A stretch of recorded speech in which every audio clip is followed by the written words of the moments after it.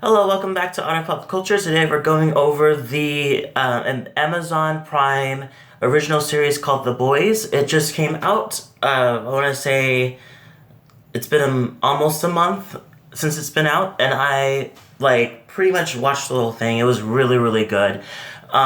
This was a TV show that was made from the created from the well based off the comics, but the directing and creation was from the groups of Supernatural's group mixed with the Seth Rogen's group. So you already know it's going to be really funny with Seth Rogen's side, and then the action and the emotional side was definitely coming from the Supernatural based group. So I was already excited when I heard that those two were collabing together to do this kind of thing. So the characters we have in these is the boys and the seven. So it's pretty much the whole gist of the thing is about the in this world, they're superheroes and they're known. They have a pretty much a company owns the superheroes and they go out and do different things. But they're not entirely government ran, but they are in some ways. And so the goal is to pretty much get them to be to the point where they're in the military as well, fighting overseas and stuff like that. So the seven actually is you have Homelander, who's more of a Captain America slash superhero Superman kind of hybrid type of guy.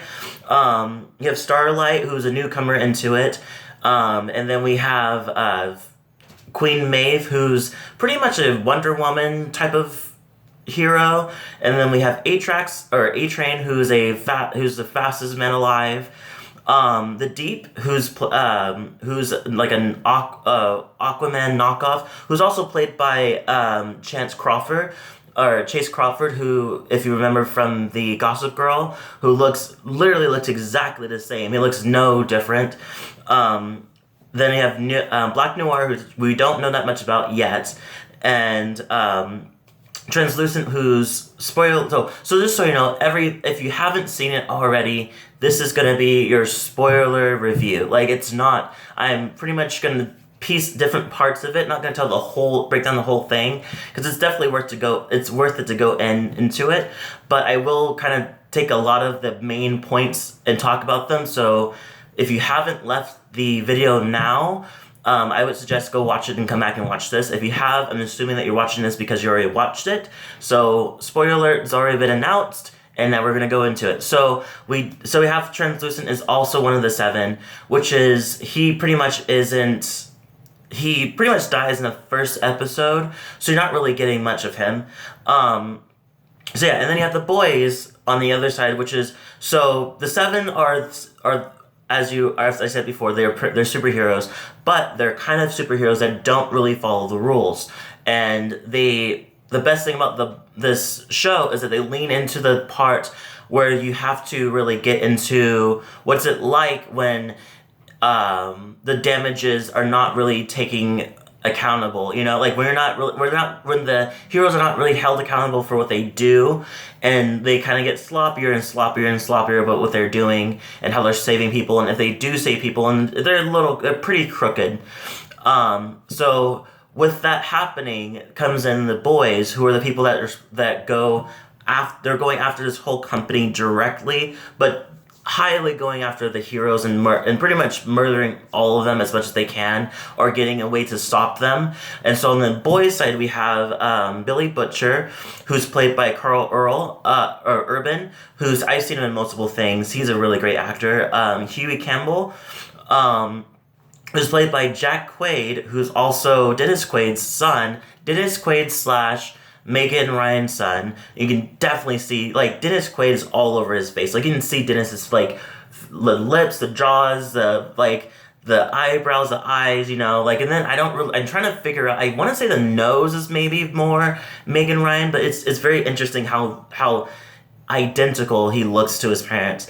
Then we have Mother's Milk, who's played by Laz Alonso. I've seen him in a couple of things. I just can't really label down exactly where he was from. You have Frenchie, who's played by Tumar Kapoor. Oh my god, he's so hot, and he's really, really... And I like his character growth, too. And then we have the female who comes a little later on in the season. She's played by Karen Fukuhara. So Fukuhara. She is. I don't remember her from something, but I'm sure I'm gonna like. There's. You know how those moments when you're like looking at something and like there's something about I've seen you in somewhere, I just don't know where I've seen you. I feel like that's with her. And so they are the ones that actually go after these guys. But in this kind of a thing, they kind of mix it in a TV show. They kind of stretch things out a little more. So in the comics, pretty much everything's kind of like gone. You go through the whole thing, and everybody's either stopped or something's happening undertone. You kind of know everybody, and the group is together stopping these people. And the first season, you kind of is more of like setting up a lot of things, like so you don't really get female. You don't get the female until later on, and even then she's kind of in and out of it. She's not really fighting with them entirely. We're still trying to understand what her purpose was, and everybody's kind of getting introduced throughout the season, as well as the Homelander. Like the Seven is all together already, but they're just kind of getting knocked off as it is. But we don't really know a lot about everybody. Like we don't know about Black Noir, which is supposed to be a huge little like breakdown of who he is. He's actually like something that he's supposed to be a surprise guest of who he actually is under the mask. And then we have we have Homelander, and you have Starlight, who's new. Starlight's a new one that jumps in after, in the middle of Translucent's death, like in the middle before Translucent's death, but not so far after. So she's pretty much the good side of it, the new person into it, and she pretty much, like, the first time she gets into it, like, into the League, she pretty much is just sexually assaulted by the Deep, immediately, and so there's a lot of, like, that, and and also the Seven is actually formed by, and being run by, Madeline Stillwell, who's played by Elizabeth Shue, who I love, and I have not seen her play in this role before, where she kind of plays this manipulating, like, lightly sexual in a weird way. Like, I've seen her a lot in the CSI, so it's just, like, seeing her actually being like, ooh, da-da-da, like holding her breast, and, like, kind of, like, doing the whole, like, just the evil side of her, just like, oh my god, like, that's a lot, that's so much that I wouldn't think that she would do, but I'm glad that she's doing different characters. That's kind of cool, you know, kind of stepping outside of her own, like, usual characters that she usually do, because she's usually like a mom, or she's like a friend, or she's a detective, you know, like, she's always something very good. So see her play a bad, like, evil character is really great. I really liked it. The whole thing really, really well. It's pretty gory. It's very, there's some like comical pieces into it. It's really fun. I just have so many questions. Like, for example, like, it's just we still don't know what the Deep does. Like, we know that we find out in the very end that he has, like, gills on his stomach, but we don't really know anything else other than the fact that he's like, he can talk to animals here and there, but he doesn't really, like, they haven't really go deep into the fact that, like, can he like move water, or can he like get them, like, the animals to attack other people, you know, like those kind of things. Can he cause tidal waves, you know? So we don't really know how powerful he actually is, which is kind of surprising. So I'm wondering what's gonna happen. And on top of that, he was, at the end of it, we kind of realized that he's being exiled to not Idaho, Ohio, some place in Ohio that's, like, very, like, a small town, so he has to, like, and he's not being allowed to come back into the city. So it's just, like, kind of weird, like, oh, he's out of it completely. And then he gets sexually abused himself, like, harassed by himself, like, by one of the girls that he brings over to play with, and she just pretty much fingers his like, gills. And so it's just, like, so it's kind of a reverse thing, but also I likely start feeling bad for him, because it's just, like, as much as he is he did the whole thing that he did that part, like, he didn't really do, the only thing he had at fault was pretty much the sexual abuse that he's been doing I'm assuming he did it to Queen Maeve as well, because there's a scene where where her and Starlight are talking, and it kind of gives you, like, inside what Maeve has gone through herself to be part of the team. and she pretty much just says like, I did the same things, like I was pretty much in your situation, and to the point where I gave so much pieces of myself that I don't even know who I am anymore, and it's like that, and now I'm like kind of bitter, where you're still fresh and you're still like Tutti good, or like good shoes, and you need to like compare, like keep going like that way. And so the whole plot they kind of build everything up with the part with like Huey joining the boys because his girlfriend was hit by one of like pretty much ran into by A-Train, and she just completely exploded. And so from then on, he's like, I want to find some revenge. He finds Billy Butcher. Billy Butcher like puts him together with a team, puts a team together, which you kind of learn that they were a team, like the boys were a team already, taking away the female before, but they broke off, and so now he was like trying to bring them all together. Butcher is, and we come across female who actually the female who actually is who has superpowers herself, and we find out that she's actually, it was against her will, and she was like a terrorist, actually have kidnapped her and put her into that like role of being evil, but she's really not. So it's kind of interesting. I haven't read the comics, but I had some snippets of what actually does happen with things. Like, for example, I know that Huey's dad, who's played by Simon Pegg, is actually the person that made the comics of the boys, is actually based off Huey's character off of Simon Pegg, because he liked Simon Pegg so much, and he pretty much drew Simon Pegg into it. But because this is kind of further down, Simon Pegg was too old to play Huey, so they moved him up to play his dad, which is kind of cool.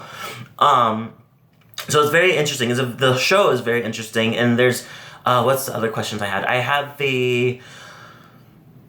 I wanted to know more about Black Noir, which I know we will eventually have to know, because I know in the comics they review something big for him.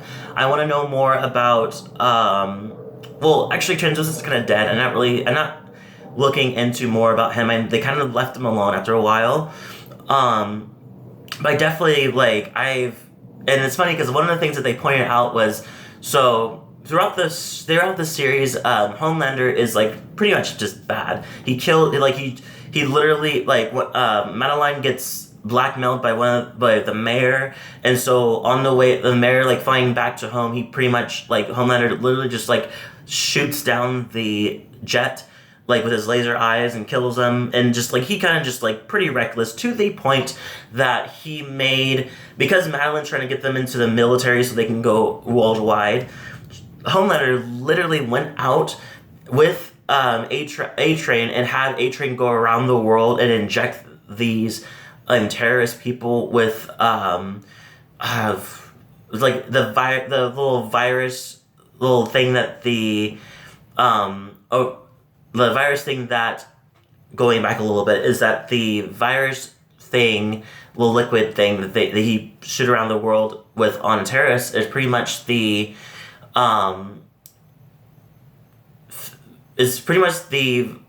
virus that gives these superheroes their powers. So they're not even superheroes at all. They're pretty much just they're pretty much been experimented on enough to where they became superheroes. They developed these powers because of this serum that they had. So everybody in the Seven is pretty much been injected by a serum. And so Ajax just pretty much went around the world and injected different terrorists. So then there's super villains enough to where America has to rely on Homelander and the crew, the Seven, to fight off these these super villains. So that was their way to get into it. So it's very interesting to see that kind of play out. One other thing that I'm interested in is the very end, when Billy Butcher is pretty much trying to find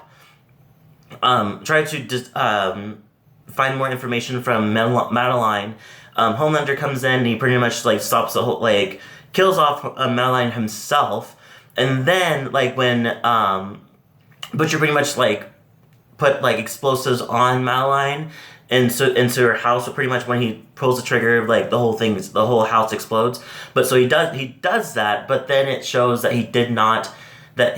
Homelander literally pulled him out of it and took him to a different place in front of a house where we figure out that, oh, sorry, okay, I did something. Going back, Butcher is doing this because it's been told that Homelander raped his wife, and his wife apparently disappeared. Was told that she probably committed suicide, but we also get a story later on that Madeline says that she didn't commit suicide, that she died from giving birth to one of Homelander's kid and pretty much saved the kid. Or the kid died, like, she said the kid died as well during the birth, and that she died from, like, a lot of blood, but we find out that she did not die, and the kid also didn't die, that they just got moved, they just lived somewhere else, like, while she raised the kid.